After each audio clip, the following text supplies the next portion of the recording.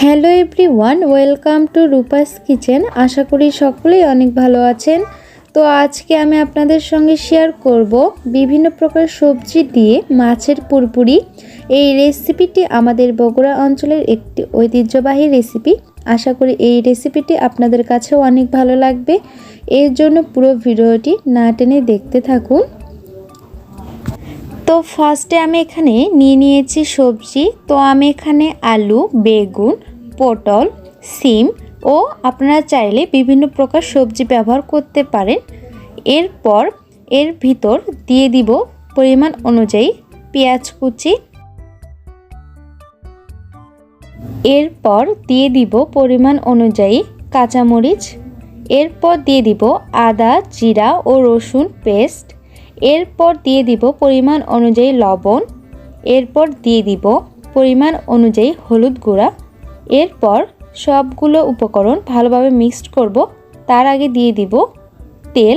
তো আমি এখানে সয়াবিন তেল নিয়ে নিয়েছি পরিমাণ অনুযায়ী। এরপর সবগুলো উপকরণ ভালোভাবে মিক্সড করে নিব। তো গাইস দেখুন আমার মিক্সড করা হয়ে গিয়েছে। এরপর এখানে নিয়ে নিয়েছি মাছ। এরপর পরিমাণ অনুযায়ী লবণ হলুদ দিয়ে ভালোভাবে মেখে নেব। এরপর পরিমাণ অনুযায়ী তেল নিয়ে নিব। এরপর মেখে নেওয়া মাছগুলো ভালোভাবে ভেজে নিব। তো গাইস দেখুন মাছগুলো আমি ভালোভাবে ভেজে নিয়েছি। এরপর ওই তেলে দিয়ে দিব তেজপাতা ও জিরা ফোড়ন। এরপর মেখে রাখা সবজিগুলো দিয়ে দিব। যেহেতু আমি মেখে নেওয়ার সময় সবগুলো উপকরণ দিয়ে সবজিগুলো ভালোভাবে মিক্সড করে নিয়েছি, এর জন্য পরবর্তীতে আর কোনো মশলা ইউজ করব না। এরপর ভালোভাবে মিক্সড করে নিব।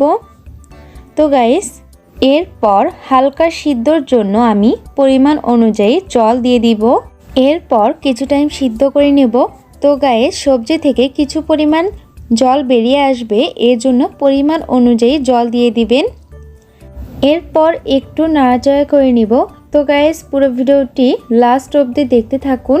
আশা করি সকলের কাছে অনেক ভালো লাগবে। এরপর দিয়ে দিব মাছ। তো মাছ দিয়ে একটু ভালোভাবে নাড়াচাড়া করে নামিয়ে নিলে রেডি হয়ে যাবে আমাদের মজাদার মাছের পুরপুরি।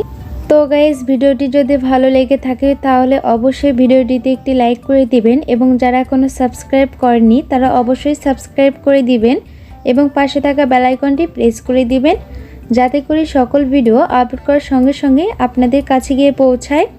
তো গাইস ভিডিওটি লাস্ট অবধি দেখার জন্য সকলকে অসংখ্য ধন্যবাদ।